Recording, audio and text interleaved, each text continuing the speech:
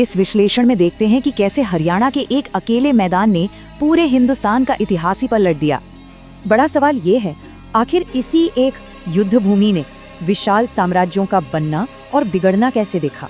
1526, 1556 और 1761 ये महज साल नहीं है, इन्होंने ही भारत की सत्ता का पूरा खेल पलट दिया। शुरुआत 1526 से करते हैं। एक तरफ कमजोर दिल्ली सल्तनत तो दूसरी तरफ अपार संपत्ति का सपना देखने वाला बाबर। लोधी के पास 1 लाख सैनिक और हाथी थे, लेकिन बाबर की छोटी सेना के पास नई तुर्की तोपें थी। बाबर की रणनीति एकदम सटीक थी। उसने इन विनाशकारी तोपों को चालाकी से लकड़ी की गाड़ियों के पीछे छिपा दिया। तोपों की भयानक आवाज गूंजी और लोधी के हाथी घबरा गए। उन्होंने भगदड़ में अपने ही सैनिकों को कुचल डाला।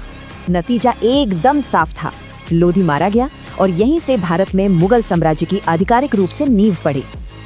अब आते हैं 1556 पर।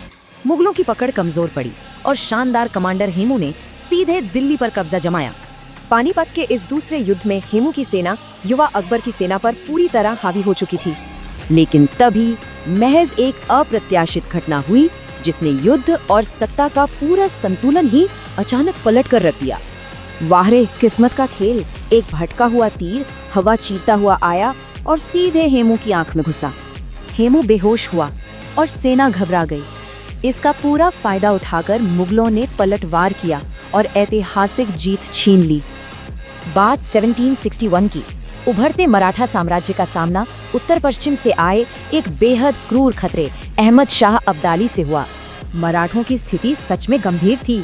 रसद टूट चुकी थी और पूरी सेना भूखी प्यासी बुरी तरह थकी हुई थी। महीनों तक आमने सामने डटे रहने के बाद 14 जनवरी को हताश मराठों ने आखिरकार एक बहुत बड़ा हमला बोल दिया। शुरुआती कामयाबी मिली, लेकिन अब्दाली की बेहतरीन रणनीति और तोपखाने की मारक क्षमता आखिरकार मराठों पर भारी पड़ ही गई। नतीजा सच में खौफनाक था। अब्दाली ने मराठा सेना को पूरी तरह तबाह कर दिया। लाखों लोगों ने जान गंवाई। इस तीसरे विनाशकारी युद्ध ने मानो पूरे भारतीय उपमहाद्वीप की रक्षा पंक्ति की कमर ही हमेशा के लिए तोड़ दी।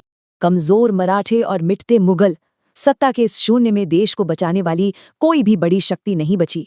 और बस इसी आंतरिक कमजोरी ने ब्रिटिश ईस्ट इंडिया कंपनी के लिए भारत पर कब्जा करने के दरवाजे खोल दिए। सोचना दिलचस्प है, अगर इनमें से एक भी युद्ध का परिणाम अलग होता तो आज हमारा इतिहास कैसा होता।